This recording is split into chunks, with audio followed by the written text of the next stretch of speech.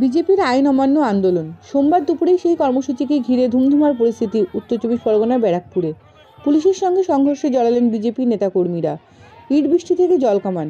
বিজেপির রাজ্য সভাপতি সুকান্ত মজুমদারের অভিযোগ, বিনা প্ররোচনায় তাদের ওপর হামলা করেছে পুলিশ। পুলিশ লাঠিচার্জ শুধু করেনি, ঢেল মেরেছে, উইদাউট কোনো প্ররোচনায় জলকামান চালিয়েছে। এত বড় নেতৃত্ব আছে, টিয়ার গ্যাস চালিয়েছে, একবার পুলিশ কথা বলতে আসবে না? মহিলাদের ওপরে আক্রমণ হয়েছে, এই নিয়ে মহিলা কমিশনে অভিযোগ জানাবেন তিনি। এখানে পুলিশ সম্পূর্ণভাবে দলদাসে পরিণত হয়েছে। আমাদের মহিলাদেরকে পুলিশ লাঠিচার্জ করেছে, আহত। এই যে সংখ্যালঘু ছেলে, তাকে কি করেছে দেখুন, মেরে। উল্টো দিকে রাজ্যের সেচ মন্ত্রী পার্থ ভৌমিক জানিয়েছেন, পুলিশকে লক্ষ্য করে ইট মারার কারণে পুলিশ আইনত ব্যবস্থা নিয়েছে।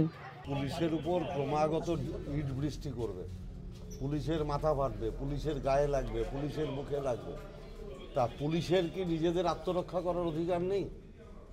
আত্মরক্ষার অধিকার যারা ইট মারবে শুধু তাদের, আর যারা ইট ঠেকাবে তাদের নিজেদের আত্মরক্ষা করার অধিকার নেই?